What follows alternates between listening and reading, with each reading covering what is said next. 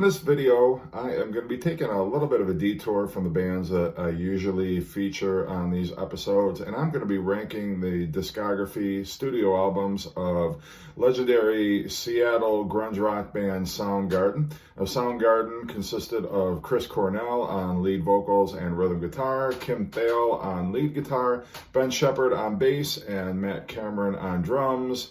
They emerged in the late 1980s and were very instrumental in the grunge scene of the early 90s. Unfortunately, the band broke up shortly after Chris Cornell took his own life in 2017. My brother was actually at the final concert that Soundgarden gave at the Fox Theater the night that Chris Cornell took his life. Saw the concert. He texted me that night and told me how great it was. And then I got up earlier than he did the next morning because he'd been out late at the concert and was just absolutely stunned to find out that Chris Cornell was dead. And I texted him and he just couldn't believe it because he'd just seen him in concert a few hours before. And it was such a devastating loss. Chris Cornell was one of the really great guys in rock and roll music, and it was such a huge loss to not only alternative music, but just music in general. So I'm going to be ranking these albums, and like all my other lists, this is just my own personal preference.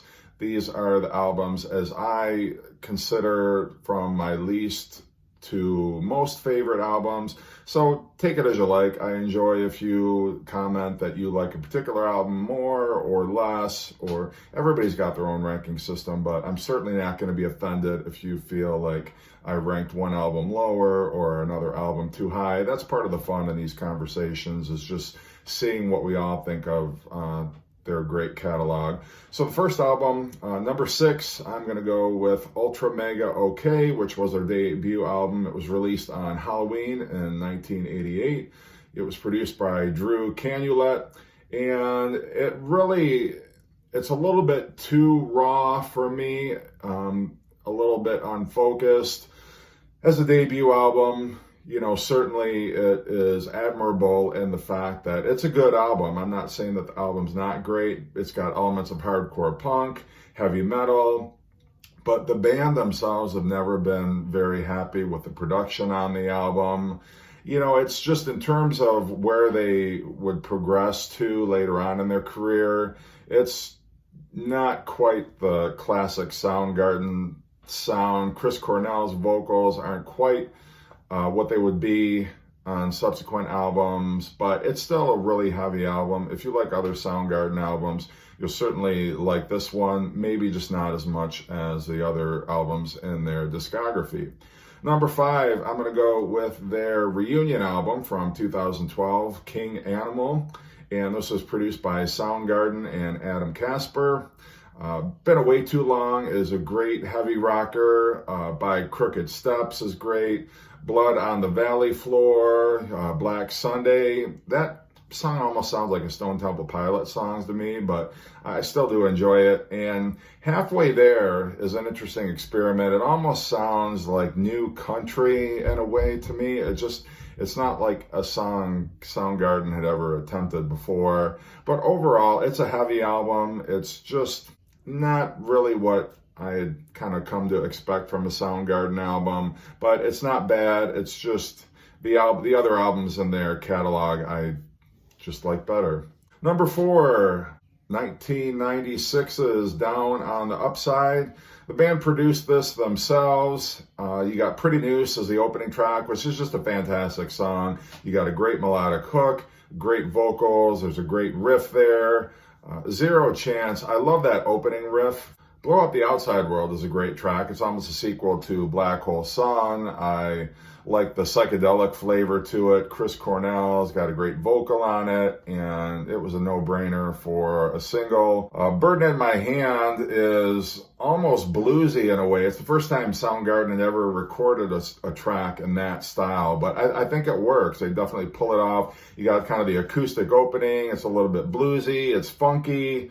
Just a really great track, and I like the fact that they're not afraid to open up and record a song like that. And the rest of the album, the problem that I have with the rest of the album is that it's just too long.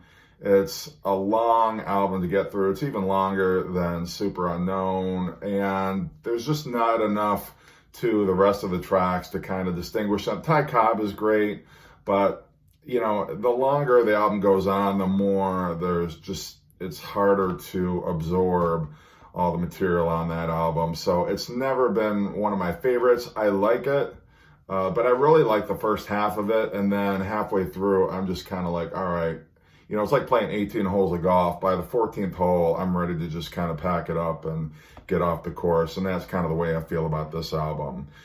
So now, number 3, I am going with their second album, Louder Than Love. This was released on September 5th, 1989, produced by Terry Date, the first album that he would produce with Soundgarden.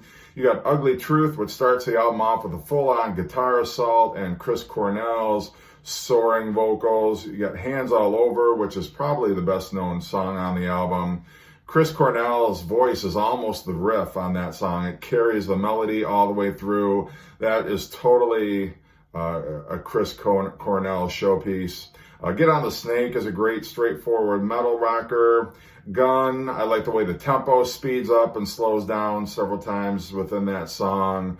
Soundgarden would use that to great effect on future albums. Big Dumb Sex, I love the sound of that guitar on that song. It's heavy, but it's also very melodic. And again, Chris Cornell just shreds the vocal on that song. You can definitely, on this album, you can feel the Black Sabbath influence on it. It's a good combination of metal and grunge. You got some unusual time signatures that Soundgarden started using with this album, and it actually made it up to 108 on the Billboard charts. And this was the last album with original bassist Hiro Yamamoto before Ben Shepherd came on with the next album. But it's solid. It's definitely a progression from their first album. You can see Soundgarden already with the songwriting, and their playing is getting better. And it was really a good foreshadowing of great things to come. Number 2. 2 and 1, I actually flip-flop back and forth. It was really hard to make a decision. You know, Soundgarden only has 6 albums. None of them are terrible. None of them are bad. But when it gets to the top echelon of their albums, it's so hard because I love each of them almost equally. But for number 2, I am going to go with 1991's Bad Motorfinger. Just a solid album all the way through. I mean, right out of the gate, you got the double wallop of Outshined and Rusty Cage. Slaves and Bulldozers is just a great, slow, grinding rocker. Jesus Christ Pose, you got that frenetic drumming, the staccato guitar runs from, you know, Thale's guitar. Room 1,000 Years Wide is just a great, great heavy metal track. Holy Water, like Rusty Cage, you've got that effective use of the bottom E string, which has been tuned down to a B to give just kind of that sludgy, dirty, you know, like the Sabbath song, Into the Void, just that sludgy, slushy riff and feel to the track, which is just so great. You know, again, this was the first album with Ben Shepherd. It's a huge leap in songwriting from Louder Than Love, and it's just interesting how they developed. And this was one of the first classic albums of the grunge era, the Seattle scene, and it definitely set the stage for everything that was to come afterwards. But it is just a classic album, one of their best. I really wanted to rank it number 1, but my number 1 album just meant that much more to me, and I had to go with my number 1 being Super Unknown, released on March 8th, 1994. It was Michael Beinhorn produced it with Brendan O'Brien, who had previously worked with Pearl Jam, did the mixing on it.